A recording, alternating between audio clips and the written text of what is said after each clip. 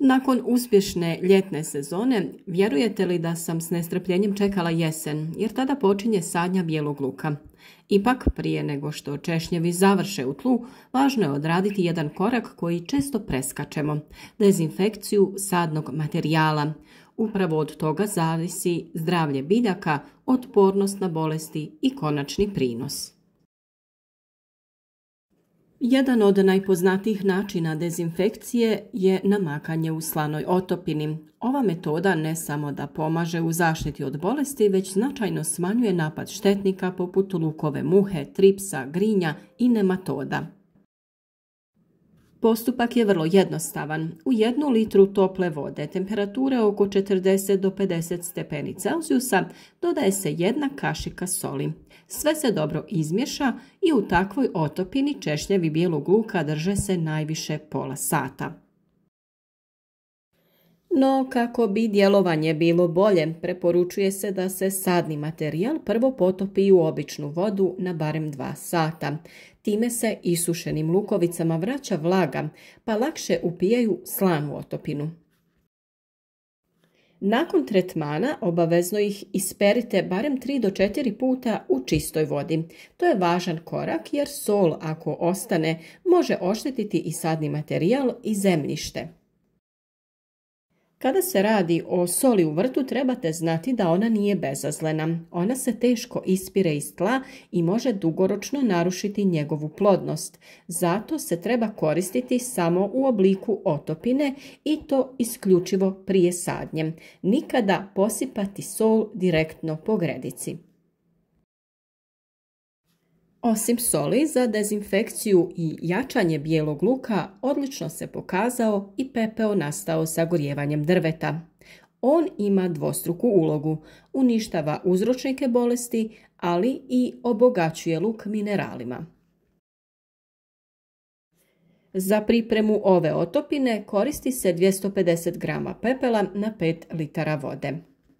Voda i u ovom slučaju treba biti topla temperature od oko 40 do 50 stepeni. Češnjevi se u njoj namaču svega 10 minuta, nakon čega se iznesu na sunce i dobro prosuše. Tako tretiran sadni materijal biti će zdraviji, otporniji i bogat hranjivim tvarima iz pepela. Kako bi jednostavno obavili ovaj postupak, lučice stavimo u mrežaste vrećice. Na taj način sve se radi brže i lakše. A zašto je pepeo toliko bitan? Pepeo je pravo prirodno hranjivo i sredstvo zaštite u vrtu. Sadrži kalij, kalcij, fosfor i niz drugih minerala. Pomaže u sprječavanju truleži glavica, poboljšava strukturu tla i ubrzava razgradnju organske tvari. Može se koristiti kao hranjivo, insekticid ili fungicid.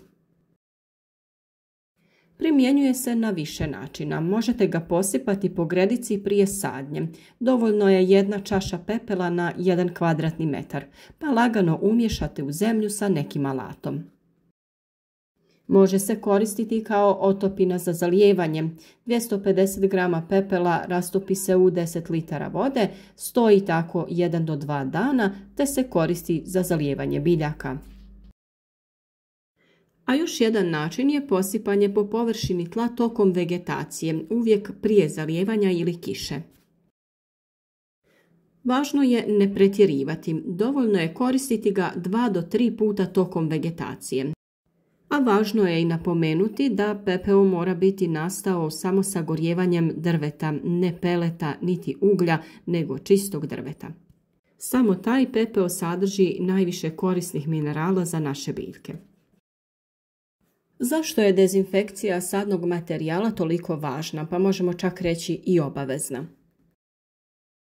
Naime, mnogi misle da je bijeli luk neuništiv jer prirodno sadrži sumporne spojeve koji ga štite.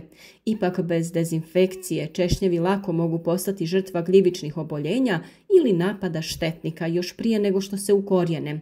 Samo nekoliko jednostavnih koraka osigurava da se izbjegnu ovi problemi i da dobijemo zdrav i obilan urod.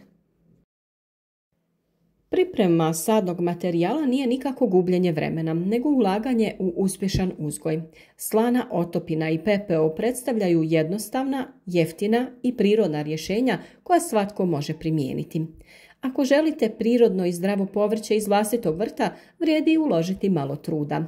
Na taj način ne samo da ćete dobiti kvalitetan bijeli luk, već ćete i znati da jedete hranu koja je nastala bez kemikalija, baš pod vašim rukama.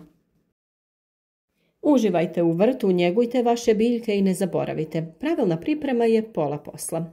Za još korisnih savjeta posjetite naš kanal, a kao znak podrške ostavite like i podijelite video na društvenim mrežama. U komentarima podijelite vaše iskustvo sa uzgojem bijelog luka.